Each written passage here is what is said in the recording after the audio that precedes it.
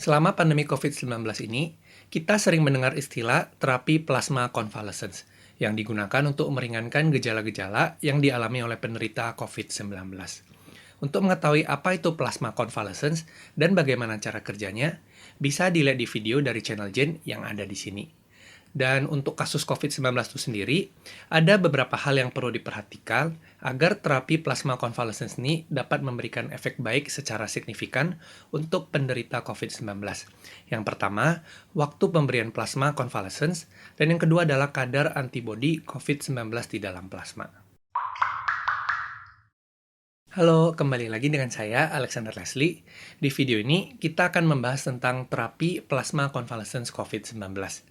Jika kalian sudah menonton video dari channel Jen, kalian pasti sudah paham apa itu plasma convalescence dan bagaimana cara kerjanya. Kalau belum, klik di sini untuk menonton videonya. Sistem imun tubuh kita memerlukan 2-3 minggu untuk membentuk antibodi yang dapat melawan virus COVID-19. Sistem imun tubuh kita berpacu dengan laju replikasi dari virus COVID-19. Dengan terapi plasma convalescence ini, jumlah antibodi di dalam tubuh penderita bertambah, sehingga dapat mengurangi durasi dan keparahan dari gejala-gejala yang dialami oleh penderita. Berbagai penelitian telah dilakukan untuk mengetahui kondisi optimal untuk terapi plasma convalescence COVID-19 ini. Waktu penerimaan plasma convalescence dan kadar antibodi di dalam plasma mempengaruhi efektivitas dari terapi ini. Pada penderita COVID-19 yang menerima plasma convalescence dengan kadar antibodi tinggi, di beberapa hari pertama sejak terinfeksi, mengalami penurunan yang cukup signifikan pada angka kematian dan angka penderita yang mengalami gejala berat. Hasil ini dibuktikan oleh penelitian yang dilakukan di Argentina dan Spanyol, serta observasi di Amerika Serikat. Penderita COVID-19 yang menerima plasma convalescence tepat waktu dengan kadar antibodi rendah tidak menunjukkan penurunan dalam angka kematian dan angka penderita yang mengalami gejala berat. Hal ini ditunjukkan oleh penelitian yang dilakukan di India. Sedangkan penderita COVID-19 yang telat menerima plasma convalescence tidak menunjukkan kemajuan secara signifikan, walaupun kadar antibodi dalam plasma tinggi. Alasannya telah dijelaskan oleh Jane di channelnya. Untuk menjadi donor plasma konvalesen COVID-19, seseorang harus dinyatakan sembuh dari COVID-19 minimal selama 2 minggu dan memenuhi beberapa syarat screening lainnya.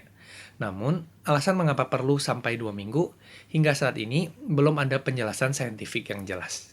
Secara umum, penelitian menunjukkan bahwa laki-laki memiliki level antibodi yang lebih tinggi dibandingkan perempuan. Orang yang berusia tua lebih tinggi daripada orang berusia muda, dan penderita yang dirawat di rumah sakit lebih tinggi daripada penderita yang menjalani isolasi mandiri. Selain itu, orang yang sudah sembuh dari COVID-19 atau biasa disebut sebagai penyintas COVID-19 yang bergejala memiliki antibodi yang lebih banyak dan bertahan lebih lama dalam sirkulasi darah dibandingkan dengan penyintas COVID-19 tanpa gejala. Penelitian saat ini menunjukkan bahwa mayoritas penyintas COVID-19 memiliki antibodi di dalam tubuh minimal selama 4 bulan. Sebagai catatan, terapi ini sudah mengantongi izin penggunaan darurat di Amerika Serikat pada Agustus 2020 silam. Artinya, terapi ini dipandang aman dan efektif dalam membantu proses kesembuhan penderita COVID-19.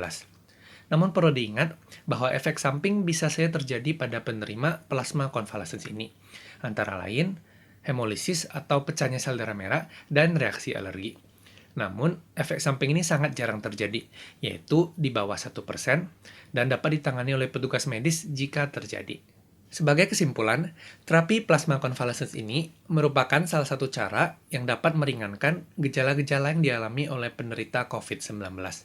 Penting untuk memastikan bahwa terapi ini diberikan di awal-awal terjadinya infeksi, yaitu beberapa hari sejak munculnya gejala. Selain itu, jumlah antibodi dalam plasma juga harus tinggi agar dapat memberikan efek baik yang optimal untuk penerima plasma convalescence ini. Jika teman-teman telah sembuh dari COVID-19, saya ajak teman-teman untuk coba berkonsultasi melalui unit donor darah Palang Merah Indonesia mengenai kemungkinan donor plasma convalescence ini. Dengan semakin banyak orang yang menerima plasma convalescence COVID-19, angka kematian akibat COVID-19 dapat berkurang. Sekian video hari ini, saya harap teman-teman mendapatkan wawasan mengenai apa itu terapi plasma convalescence COVID-19.